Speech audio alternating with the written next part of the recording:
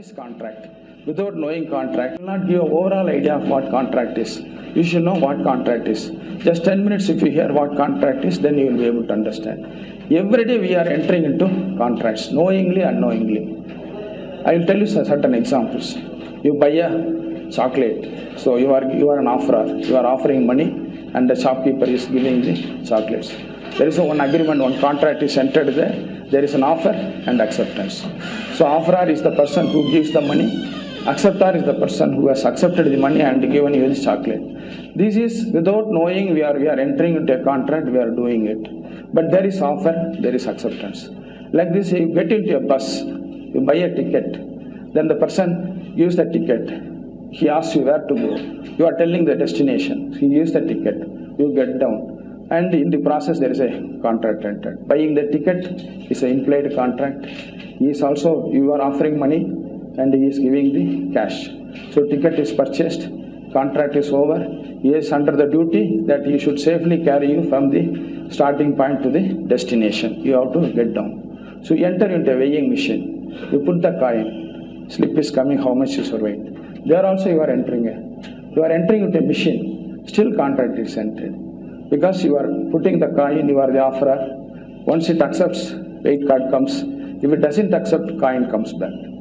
This simple principle is explained by so many rules and this thing, because so many cases are coming in contract, breach of contract. So you should know what is contract and how a contract is. So once a contract is entered, then there are a lot of phases till the contract is discharged, till the contract is entered. So what are the important these things? First is offer, acceptance. Agreement is entered. All agreements cannot go to court. Only certain agreements can reach the court. So what are the agreements that will reach? What are the essentials for ordinary agreement to become a contract? And only when it becomes a contract, it can go to court. So the very first question which you are going to read is, what is an agreement? When this agreement becomes a contract, so that it can be enforced in a court of law. What are the essentials required for a contract, so that we can go to a court of law in case the contract is broken, in case the contract is breached. So this is how we are going step by step. Then after that, for every contract there must be money value. Without money value, it is not a valid contract. That we call it as consideration. So that is one aspect. Then what are the capacity to contract? Who are the persons capable of entering into contract? Minors cannot enter into contract. Insane persons cannot enter into contract. Alien enemies, people living in Pakistan cannot enter into contracts without government's permission.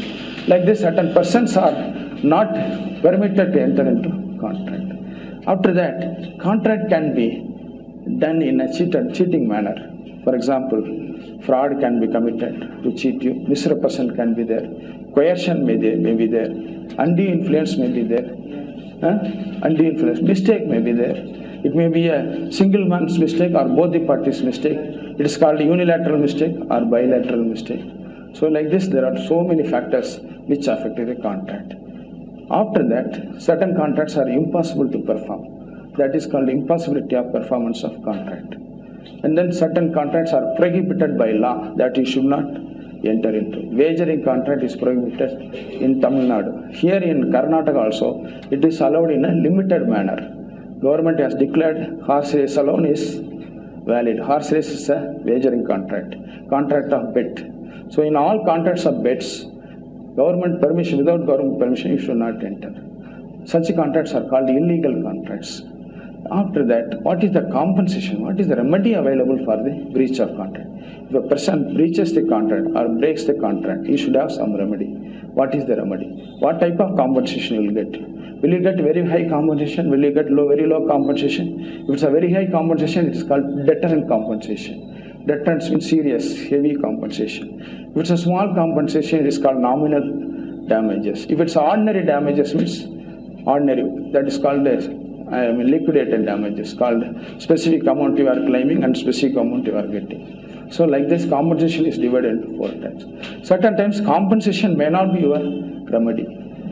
You want the same thing, whatever you wanted. Suppose you buy a ancient Buddha statue, enter into an agreement to buy a Buddha statue.